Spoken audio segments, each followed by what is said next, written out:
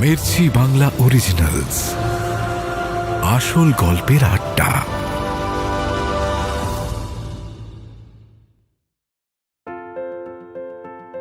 হোমস্টের দরজায় গাড়ি পৌঁছে দিল মৌবনীদের। ওরা ভেতরে ঢুকে দেখল একটি সোফায় অনুষ্টুপ বসে আছে। অনুষ্টুপের চোখে উত্তেজনা স্পষ্ট। সোফাতে অনুষ্টুপের পাশেই রাখা এক গাদা বই, ভারী ভারী ইংরেজিতে সব বইয়ের নাম। অনুষ্টুপ সমরবাবুকে বললেন, আমি তো আপনার ফোন পেয়ে যত তাড়াতাড়ি সম্ভব ছুটি নিয়ে চলে এলাম। এখন যদি আপনার সময় থাকে চলুন আমরা উপরে গিয়ে বসি। সমরবাবু বললেন, হ্যাঁ চলো যাওয়া যাক। মৌবনী বাকিদের বলল, বাবা এখন কাজে অনেকক্ষণ ব্যস্ত থাকবে, আমাদের ডিস্টার্ব না করাই ভালো। চলো সবাই মিলে আমাদের ঘরে গিয়েই বসি। সমরবাবু নিজের ঘরে নিয়ে ঢুকলেন অনুষ্টুপকে। যে বইগুলো আপনি বলেছিলেন সেগুলো মূলত পালি ভাষার উপরে, এগুলোর সাথে মুখোশের কি সম্পর্ক? বলে অনুষ্টুপ। পালি ভাষা কিভাবে তৈরি হয়েছিল জানো তো? জিজ্ঞেস করেন সমরবাবু। হ্যাঁ, প্রথম দিকে তো পালিকে মনে করা হতো মাগধী প্রাকৃতের থেকে তৈরি হয়েছে। পরবর্তীকালে বোঝা যায় মাগধী নয়, মূলত পশ্চিমী প্রাকৃত থেকে স্ক্রিপচার তৈরি হয়েছে। অনেক পরে অশোকের শিলালিপিতে এই একই স্ক্রিপচার দেখতে পাওয়া যায়। ব্রাহ্মী লিপিতে পালি লেখা হয়েছে বলেই ঐতিহাসিকরা মনে করেন। একটানা বলে থামল অনুষ্টুপ। একদমই। কিন্তু এই ব্রাহ্মী লিপির অনেক ভেরিয়েশন পাওয়া যায় এই ভারতবর্ষে। বৌদ্ধদের জন্মলগ্ন থেকেই হিন্দুরা তাদের অ্যাটাক করতে শুরু করেছিল, তাই তাদের আইডিওলজি এবং সাধনার পদ্ধতিকে বাঁচিয়ে রাখতে সেগুলো লুকিয়ে রাখা শুরু করে। যেমন বহু বছর পর চর্যাপদ আবিষ্কার হয় নেপালে, হরপ্রসাদ শাস্ত্রী আবিষ্কার করেন। কাজেই ব্রাহ্মী হরফের নানা রকম মানে হতে পারে। যাই হোক, এবার তোমায় মুখোশটা দেখাই, বলেন সমরবাবু। সাবধানে বাক্সটা খুলে মুখোশটা বের করেন সমরবাবু। এর পেছনে যে ইনস্ক্রিপশনগুলো রয়েছে আমার বিশ্বাস সেগুলো ব্রাহ্মী হরফে পালি ভাষায় লেখা। এই যে দেখো, ত্রিকোণ আবার ইংরেজি অক্ষরে ডি এর মতো, এগুলো সবটাই এ অক্ষরটি বোঝাতে পারে।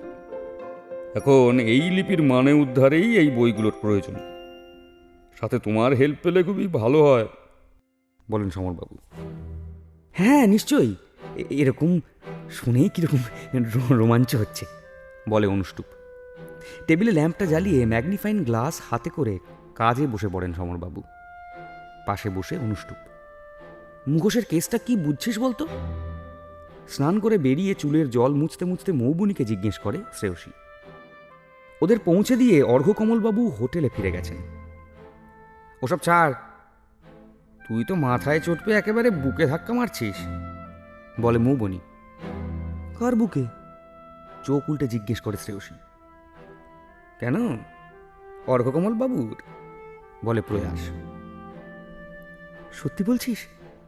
বলেই সামলে নিয়ে শ্রেয়সী বলে, তুস তোরা না খুব বাজে কথা বলিস। আহা হা হা হা হা হা, চোখ মুখ তো একেবারে লাল হয়ে উঠেছে, আমাদের থেকে লুকাতে পারবি? বলে প্রয়াস। তবে ভদ্রলোকের মধ্যে একটা ক্যারিশমা আছে কিন্তু। উনি বাইরে গভীর, তবে ভেতরে একদম ছেলে মানুষ। বোধহয় কোনোদিন সেইভাবে কথা বলার কোনো লোক ছিল না। ভীষণ কাজ পাগল, তোদের মতো আনরোম্যান্টিক তো নয়ই, বলে শ্রেয়সী। বুঝি বুঝি, সবই বুঝি, বলে মৌবনী। কথাবার্তার মধ্যেই লাঞ্চের ডাক আসে ওদের। আজ খাওয়া দাওয়ার এলাহি আয়োজন করেছে মাইকেল প্রধান। এতদিন তো ফ্রাইড রাইস, নুডলস, মোমো এইসব খেতে হয়েছে, কিন্তু আজ একদম দেশি মুরগির ঝোল গোটা মশলা দিয়ে, সঙ্গে ডাল আর ঝুড়ি আলু ভাজা। বেশ তৃপ্তি করে খেলো সবাই। খাওয়া দাওয়া সেরে সমরবাবু আর অনুষ্টুপ ফিরে গেল নিজেদের ঘরে। তিনজন মিলে আশেপাশে ঘুরতে বেরোবে ঠিক করলো, কিন্তু হঠাৎ বরফ পড়তে শুরু করলো। মিহি বরফে ঢেকে গেল চারপাশ। এরকম স্নোফল তিনজনে কখনোই দেখেনি। সিনেমায় দেখা যায় এই সব, তবে বরফ পড়া একটু পরেই থেমে গেল। সন্ধেবেলায় রুম ছেড়ে বেরোলেন সমরবাবু আর অনুষ্টুপ। দুজনের মুখেই চওড়া হাসি। সমরবাবু বললেন, আজ কাজ হলো অনেকটা, বুঝলে। আমি একটা ওয়াইন এনেছি, আজ সেটাও একটু চেখে দেখা যাক। কিছু বের করতে পারলে বাবা? জিজ্ঞেস করে মৌবনি। দাঁড়া দাঁড়া, অত তাড়া কিসে? মাইকেল বলেছিল বিকেলে রোস্টেড পর্ক খাওয়াবে, সেইটা দিতে বলে আয় দেখি, তারপর সব শোনাচ্ছি, বলেন সমরবাবু। শ্রেয়সী তো উত্তেজনায় অস্থির, দৌড়ে নিচে চলে গেল। একটু পরেই ফিরে আসে, সঙ্গে অর্ঘ্যকমলবাবু। তাকে ইতিমধ্যেই ব্যাপারটা বলেছেও, তিনিও গোটাটা জানতে খুবই উদ্গ্রীব। একটু পরে চলে আসেন অজিতবাবু। হঠাৎ নিচ থেকে খবর আসে কেউ একজন দেখা করতে এসেছে মৌবনির সাথে। প্রচণ্ড আশ্চর্য হয়ে নিচে নেমে মৌবনি দেখে সেখানে হাজির উইলসন। ডিস্টার্ব করছি না তো? জিজ্ঞেস করে সে। আসলে সকালবেলা এত সুন্দর আড্ডা হলো, একবার ঘুরে যাওয়ার লোভ সামলাতে পারলাম না। না না, একদমই না, আসুন না ওপরে, তাড়াতাড়ি বলল প্রয়াস। মৌবনির অবশ্য এইটা একটু বাড়াবাড়ি মনে হচ্ছিল, তবে প্রয়াসের হাবভাব দেখে আর কিছু বলল না সে। গোটা মুখোশের ব্যাপারটা ছোট করে উইলসনকে বুঝিয়ে দেয় প্রয়াস। ওরা ওপরে আসতেই কারেন্ট অফ। বাইরে অন্ধকার জমাট বেঁধে আছে। বরফ পড়লে নাকি এরকম মাঝে মাঝেই হয়। দুটো মোমবাতি দিয়ে গেলেন মাইকেল বাবু। রোস্টেড পর্কও চলে এলো একটু পরেই। থ্রিলিং গল্প করার জন্য একদম সঠিক পরিবেশ। সকলের গ্লাসে ওয়াইন ঢেলে দিয়ে শুরু করলেন সমরবাবু। একটা দামি কিছুর সন্ধান যে দেওয়া আছে মুখোশটায়, সে বিষয়ে সন্দেহ নেই। কথাটা শুনে সকলেরই ভুরু একটু কুঁচকে গেল। বলেন কি মশাই, এ তো একেবারে রহস্য রোমাঞ্চ জমে ক্ষীর, বলেন অজিতবাবু। আমি যা সন্দেহ করেছিলাম তা একেবারেই ঠিক। এই মুখোশে কিছু লেখা আছে পালি ভাষায়, বলেন সমরবাবু। পালিটা কি? জিজ্ঞেস করে প্রয়াস। একটা প্রাচীন ভাষা, বৌদ্ধরা ব্যবহার করে, উত্তর দেয় অনুষ্টুপ। হ্যাঁ, সেই ভাষায় নির্দেশ দেওয়া হয়েছে অনেক কিছু। এই ধরনের নির্দেশ সাধারণত বৌদ্ধ সাধকদের জীবনযাপন কিভাবে করা উচিত সেই বিষয়ে দেওয়া হয়ে থাকে। এখানে কিন্তু সেরকম কিছু নয়। ভৌগোলিক কোনো অবস্থানের দিক নির্দেশ করা আছে। বৌদ্ধরা হিন্দুদের হাতে পড়া থেকে তাদের পুঁথি লুকিয়ে রাখতে অনেক গোপন ডেরা বানিয়েছিল। এইটাও সেরকম কিছু হতে পারে, বলেন সমরবাবু। আমাকে যদি জিজ্ঞেস করেন তাহলে আমি বলবো বেশিরভাগ ক্ষেত্রেই এ সমস্ত ব্যাপার বোগাস হয়। এমনি কেউ মজা করেছে হয়তো, মন্তব্য করে উইলসন। খানিক বিরক্ত হয়ে সমরবাবু বলেন, কেউ এত কষ্ট করে পালি ভাষা শিখে অ্যাপ্লাই করেছে, মজা করতে এত কিছু কেউ করে? আমার মন বলছে এর পেছনে কোনো ইতিহাস আছে। কিন্তু আসল প্রশ্নটা হলো জিনিসটা কি আর সেটা কোথায় পাওয়া যাবে, জিজ্ঞেস করেন অর্ঘ্যকমলবাবু। কোথায় পাওয়া যাবে সে সম্পর্কে কোনো আইডিয়া পাইনি, তবে এ একজন বাঙালি লামার লেখা তা বোঝা যায়। জিনিসটা মনে হয় বেশ বড় কিছু, কারণ ছোট জায়গায় সেটা রাখা যায় না বলে আলাদা করে লুকিয়ে রাখার ব্যবস্থা করা হয়েছে, বলেন সমরবাবু। মোমবাতির আলোটা তিরতির করে কাঁপছে। ঘরে সকলেই চুপ। রোমাঞ্চকর অ্যাডভেঞ্চারের একটা আশা সকলের বুকে দানা বাঁধছে একটু একটু করে। দূরে পাহাড়ের গায়ে বাড়িগুলোতে টুনি লাইটের মতো আলো জ্বলে আছে। অন্ধকারের মধ্যেও সেগুলো দেখা যাচ্ছে ওদের ঘর থেকে। প্রয়াস ভাবে ওইখানেই কোনো অজানা প্রান্তরে কিছু একটা লুকিয়ে আছে। সেটা সরিয়ে আলোর কাছ অবধি পৌঁছতে হবে ওদেরকেই। ধীরে ধীরে আড্ডা ভাঙে, এক এক করে বিদায় নেয় সকলেই। কিন্তু মৌবনি, প্রয়াস আর শ্রেয়সীর মনে তারা তখনও এক ঘোরের মধ্যে রয়েছে।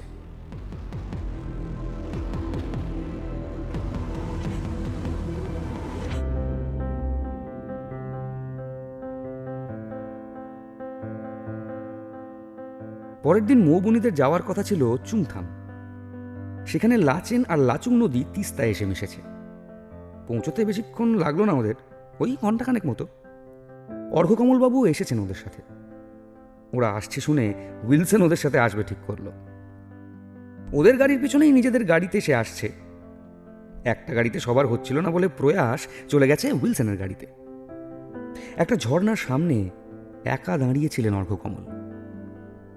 শ্রেয়সী এসে দাঁড়ালো ওর পাশে। অর্ঘ্যকমলবাবু বললেন, জানো শ্রেয়সী, আমি কখনো জীবনে এই অনুভূতিগুলো এনজয় করার সুযোগই পাইনি। বাবা ব্যবসা করতেন, আমায় পড়িয়েছিলেন ডাক্তারি।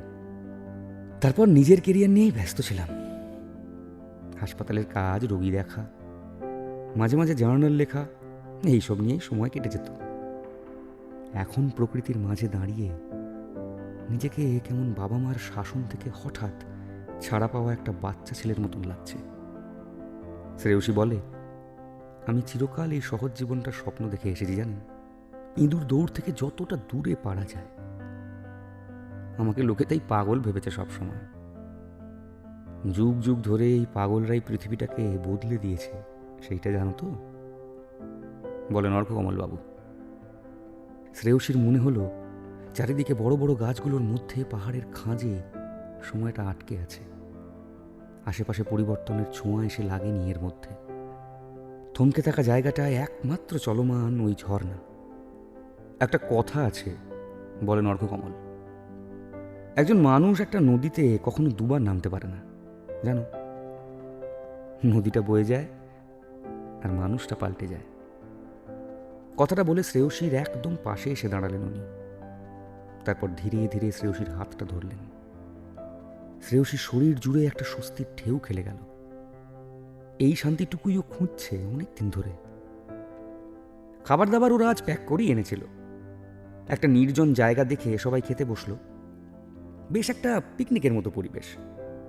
ডেভিড বলল, এখানে কিন্তু কিছু ফেলবেন না, জায়গাটা নোংরা হবে। তাই ওরা খাওয়া দাওয়া করে নোংরাগুলো তুলে একটা প্লাস্টিকের প্যাকেটে ভরে নিল। ফেরার সময় একটা ঘটনা ঘটল। গাড়িটা কিছু দূর আসার পর সামনে দেখতে পেল একটা লোক হাত তুলে ওদের গাড়িটা দাঁড় করানোর চেষ্টা করছে। পাশেই একটা গাড়ি দাঁড়িয়ে, যার বনেট খোলা। সেই গাড়িটার কিছু সমস্যা হয়েছে বোঝা যায়। ডেভিড একটু পাশ কাটিয়ে ওদের গাড়িটাও দাঁড় করালো।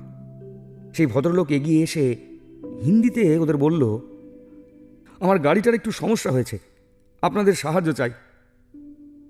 তার কথায় বাংলা টান স্পষ্ট। সমরবাবু গাড়ি থেকে বললেন, আপনি কি বাঙালি? সেটা শুনে ভদ্রলোকের চোখ মুখের অবস্থাটাই পাল্টে গেল। আরে মশাই, এখানে এসে কি বিপদে পড়লাম বলুন দেখি। জুলুক ঘুরে এদিকে আসছি, গাড়িটা মাঝ রাস্তায় খারাপ হয়ে গেল।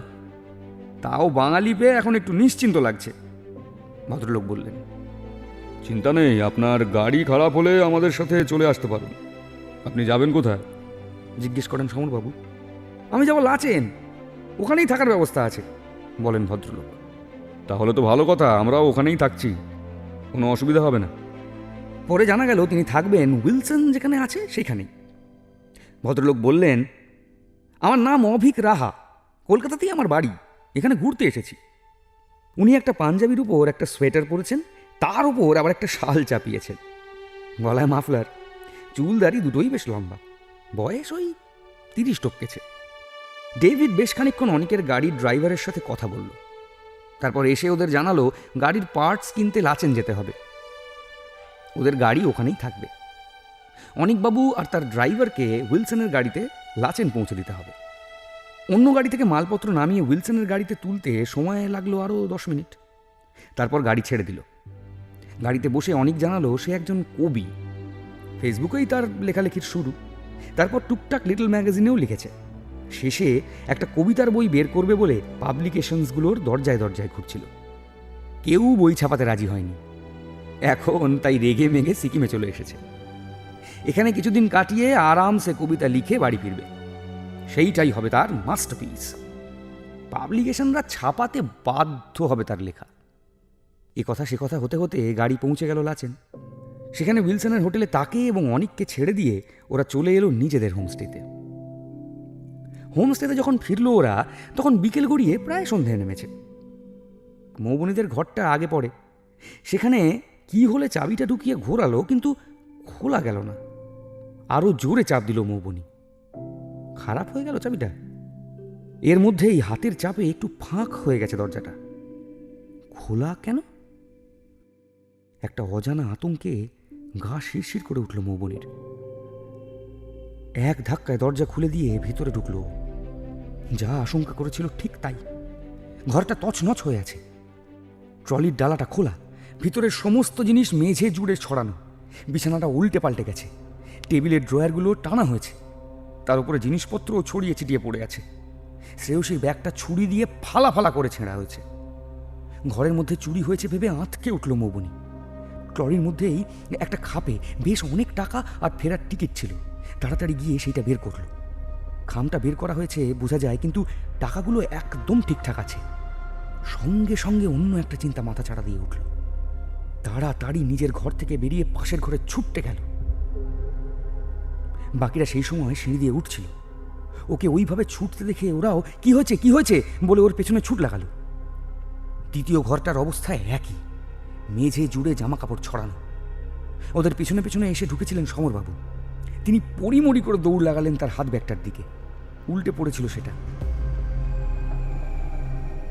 ব্যাগটা সরাতেই বেরিয়ে এলো মুখোশের বাক্সটা।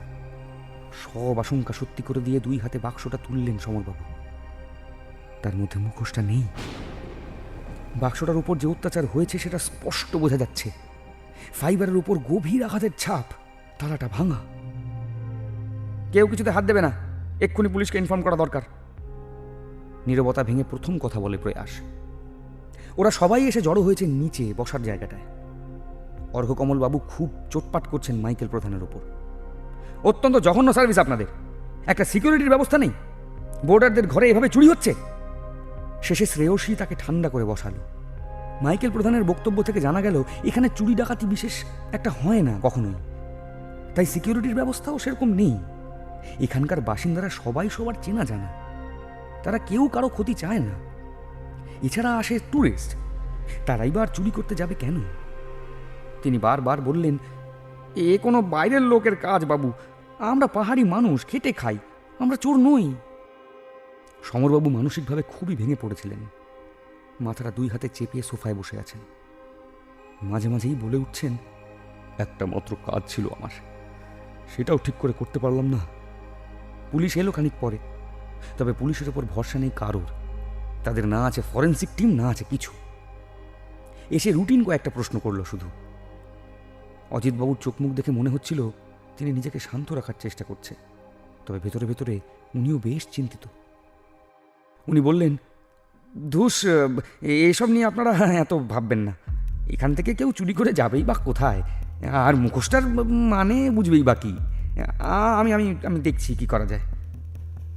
ঘরে ফিরে সকলেই ক্লান্ত হয়ে পড়েছিল। তাড়াতাড়ি খেয়ে নিয়ে শুয়ে পড়লেও কারোরই আর ঘুম এলো না সারা রাত।